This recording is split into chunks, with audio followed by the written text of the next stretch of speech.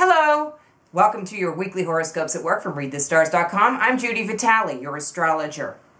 This week I'm calling the calm before the surge. There's going to be a humongous surge of energy next week. So this week we want to get nice and calm and organize everything so that we're ready to move forward when next week arrives. We have only a few little planetary interactions.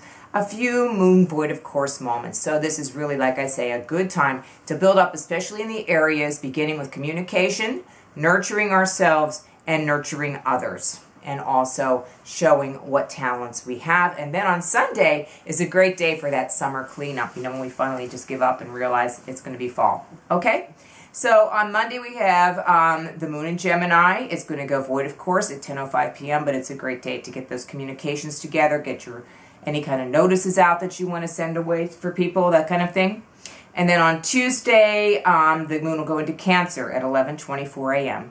This is a time when we feel like we need to nurture ourselves, be careful about eating. We tend to eat too much, but we also want to take care of other people. It's a good day to service clients, I would say. On Wednesday, not so great. We're going to have the moon in Cancer again. People will also be a little bit irritable with this moon in Cancer. And when the moon goes opposite to Pluto and square to Uranus and sets off that crazy configuration up there that's been driving everyone a little bit to the edge over the last several years, and will continue to do so for a little while longer, people will be volatile. They will not be as receptive to your ideas as you might like. The moon goes void, of course, in Cancer at 2:38 p.m. on Thursday, and then goes into Leo late in the evening. There is a nice trine to Saturn just before, the moon leaves Cancer, and so that will allow us to, continue to organize. On Friday, the moon will be in Leo with a trine to Mars. That's a great energetic day. So even though it's the end of the week, it could be a time when you really are able to make an impression in business. It's a great time for performing, a great time for giving presentations, so keep that in mind. Then on Saturday, the moon in Leo gets even better. It's going to be conjunct Jupiter and trine Uranus, and so everybody will be kind of almost bombastic. But it's also just a good time if you're working somewhere to just really get your ideas out and forward. There's also going to be a square to Saturn though, so it'll be tempered somewhat. Then on Sunday, we have the moon void, of course, early in the morning, and then at 11:54 a.m. Eastern Time, it goes into Virgo, allowing us to organize. And the other thing that's going to make it really nice is a Venus trine Saturn. So when you ask all those other relatives and friends and neighbors to help you clean up and to help you get organized for the fall, which is coming on Monday, okay, you will be able to get them and ask them in a very sweet and kind way, without making them feel as though they're resenting what you want them to do.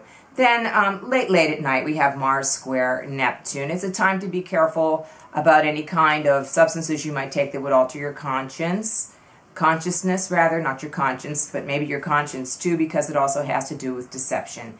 Be very honest with yourself as well as with other people about what you're doing to support yourself and become the best spiritual being that you can be.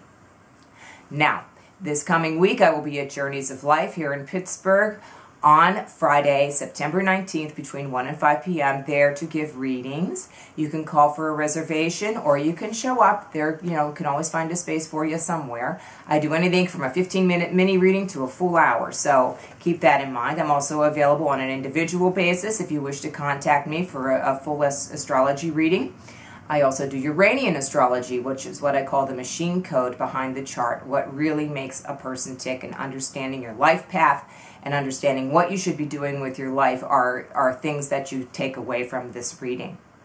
And also, if you would like, you can receive a 5 to 7 minute personal video reading from me on my website. You just go to readthestars.com.